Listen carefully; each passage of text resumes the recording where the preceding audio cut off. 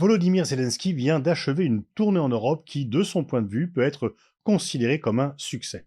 Il s'est tout d'abord rendu à Rome pour voir le pape. Alors le pape, c'est important, d'une part parce qu'effectivement, il a une influence morale sur l'ensemble des catholiques et on ne peut plus dire, comme avant Staline, le pape combien de divisions, en disant qu'il n'a pas de rôle. Et puis c'est aussi le représentant d'un pays du sud global, l'Argentine, et on sait que le pape avait une position jugée un petit peu trop au milieu entre la Russie et l'Ukraine, donc le fait que Zelensky puisse le voir est un succès pour lui.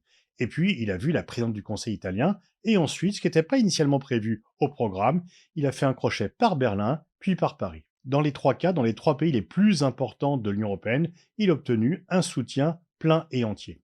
Comme si ces trois dirigeants voulaient effacer des impressions moins nettes d'un soutien à l'Ukraine.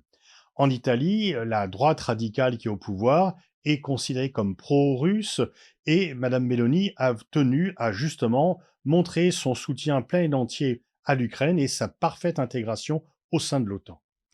L'Allemagne, eh bien, il y a un an, Volodymyr Zelensky refusait la visite du président allemand Franz-Walter Steinmeier en lui reprochant d'avoir été trop favorable au gazoduc Nord Stream 2 et d'être trop pro-russe.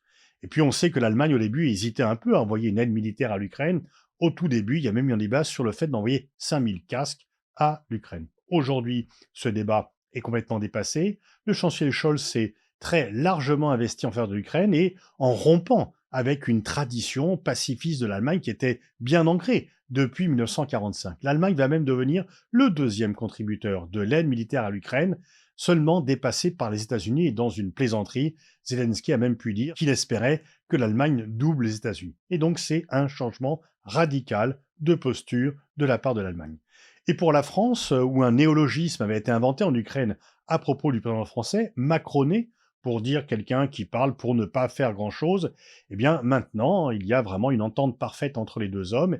Et lors d'un précédent séjour à Paris, Volodymyr Zelensky avait dit que cette fois-ci, Macron avait changé pour de vrai en lui donnant un certificat de bonne conduite. Ce que l'on voit en fait, c'est que les trois dirigeants tiennent à s'afficher auprès de Zelensky et à apparaître comme les meilleurs avocats de l'Ukraine. Pourquoi? Pour ne pas laisser ce rôle à la Pologne, aux pays baltes, et ne pas leur laisser le monopole du soutien à l'Ukraine, qui est toujours très favorablement vu dans la majorité des opinions. On peut dire donc que Volodymyr Zelensky a réussi son opération de communication. D'ailleurs, il n'est plus assiégé en Ukraine, il peut se déplacer à l'étranger, ce qui montre que les taux militaires russes est un petit peu desserré. Et donc, dans une opération de communication publique, il a affiché sa bonne entente et le soutien plein et entier des dirigeants européens. Alors bien sûr, les matériels qui ont été promis ne seront pas livrés à temps pour la future contre-offensive que l'on attend. Contre-offensive ukrainienne qui n'est plus désormais empêchée par les conditions météo, mais qui est encore empêchée parce que les Ukrainiens estiment qu'ils n'ont pas l'ensemble des matériels nécessaires et qu'ils ne veulent pas lancer une contre-offensive si elle n'est pas sûre d'être réellement victorieuse ou si elle pourrait s'avérer trop coûteuse en vie ukrainienne.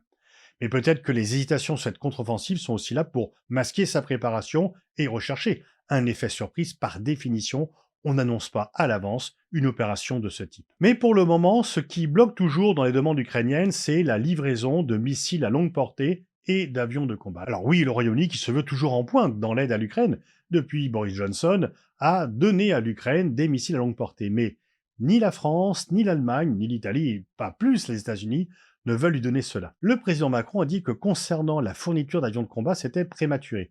Prématuré, est-ce que ça veut dire qu'on y pensera par la suite?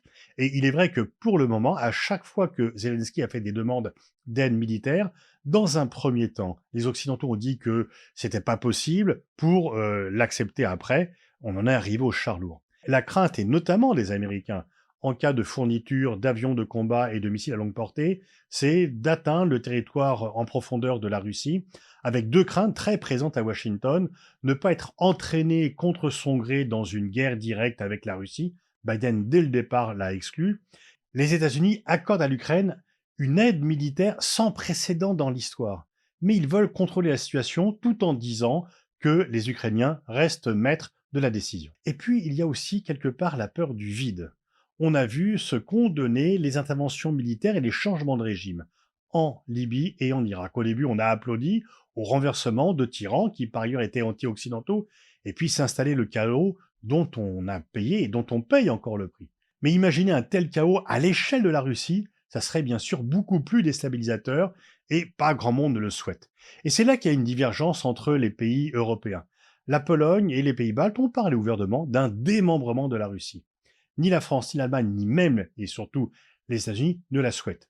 Ils souhaitent la victoire de l'Ukraine, mais pas l'implosion de la Russie.